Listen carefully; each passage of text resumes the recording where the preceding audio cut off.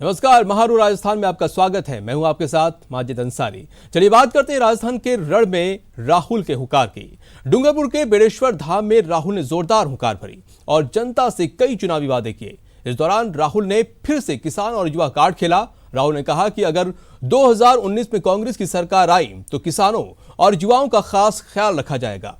राहुल ने कहा कि कांग्रेस सरकार आई तो किसानों के लिए अलग से बजट लाएगी। साथ ही यह भी वादा किया कि देश का कोई भी किसान कर्ज ना लेने पर जेल नहीं जाएगा। साथ ही राहुल ने यह भी वादा किया कि देश में खाली 22 लाख पदों पर एक साल में नियुक्ति का रास्ता साफ करेंगे। राहुल ने अपने संबोधन के दौरान बीजेपी सरकार पर भी जोरदार निशाना साधा और कहा कि बीजेपी सरकार जनता से झूठे वादे करती है। राहुल के संबोधन के दौरान सीएम अशोक गहलोत और डिप्टी सीएम सचिन पायलट समेत कई कांग्रेसी दिग्गज मंच पर मौजूद थे।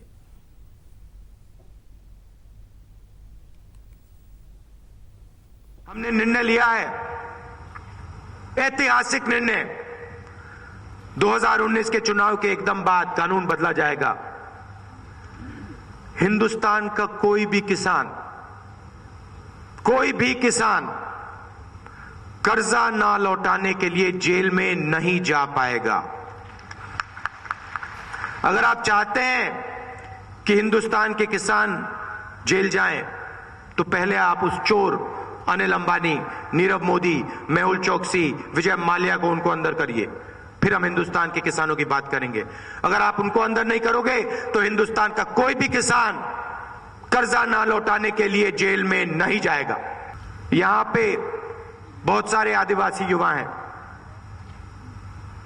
बिजनेस चालू करना चाहते हैं, धंधा करना चाहते हैं। मैं आपके लिए एक ऐतिहासिक निर्णय लेने वाला हूं। जब भी आप बिजनेस चालू करना चाहते हो, धंधा चालू करना चाहते हो, आपको सरकारी डिपार्टमेंट्स में परमिशन लेनी पड़ती है। 5-10 डिपार्टमेंट्स में जाके परमिशन लो। पहले हर डिपार्टमेंट में जाना पड़ता है, पूछना पड़ता है, भैया मैं बिजनेस चालू करना चाहता हूं, मुझे परमिशन दो। एक के बाद एक डिपार्टमेंट में जाते हो। हमने निर्णय ले लिया है 2019 के बाद किसी भी आदिवासी युवा को, किसी भी राजस्थान के युवा को किसी भी सरकारी डिपार्टमेंट से कोई परमिशन लेने की जरूरत नहीं है। पहले आप जाके अपना धंधा चालू करो, काम शुरू करो, युवाओं को रोजगार देना शुरू करो, और 3 साल बाद जब आपका बिजनेस तैयार हो जाएगा, जब आपके लिए 30-40 युवा काम करेंगे, तब आप जाके सरकारी डिपार्टमेंट से परमिशन लो। हिंदुस्तान की सरकार के 22 लाख नौकरियां खाली पड़ी हैं।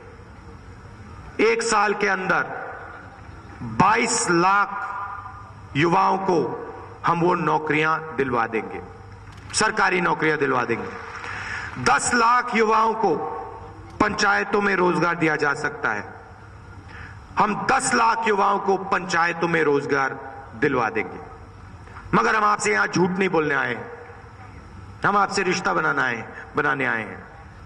पार्लियामेंट हाउस में हिंदुस्तान का बजट रखा जाता है, कितना पैसा किस चीज में हिंदुस्तान की सरकार डालेगी। हमने किसानों से बात की, किसानों ने हमें कहा कि हमारे लिए भी आप एक अलग बजट बनाइए, अलग बजट किसानों का बनना चाहिए। तो हमने निर्णय ले लिया है 2019 में 2 बजट बनेंगे। एक नेशनल बजट बनेगा, देश का बजट बनेगा, और दूसरा हिंदुस्तान के हर किसान का आदर करने के लिए स्पेशल किसान बजट बनेगा। हम आपको न्याय देंगे, आदिवासियों को न्याय देंगे।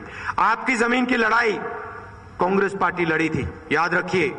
जमीन अधिकरण बिल हम लाए, पेसा कानून हम लाए, आदिवासी बिल हम लाए, आपका जल, आपकी जमीन, आपके जंगल की रक्षा करने का कानून। वहीं जनसभा को संबोधित करते हुए सीएम अशोक गहलोत और डिप्टी सीएम सचिन पायलट ने कांग्रेस से न्याय योजना की तारीफ करते हुए बीजेपी पर जमकर प्रहार किया। क्या कुछ कहा, चलिए सुनते हैं।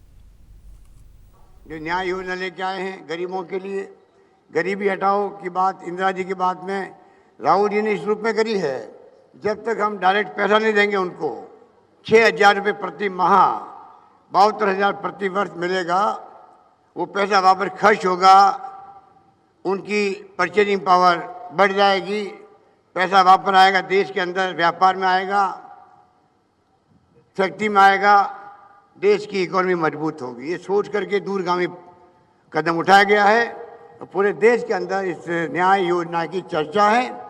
70 साल पहले बेड़े धाम क्या था, डूंगरपुर क्या था, राजस्थान क्या था, देश क्या था, सबको मालूम है। जहाँ सुई नहीं बनती थी, पहने को कपड़े नहीं थे, स्कूलें नहीं थी गांव में, पीएचसी सीएचसी सेंटर नहीं थे, बिजली नहीं थी, बिजली लोग समझते नहीं थे बिजली होती क्या है।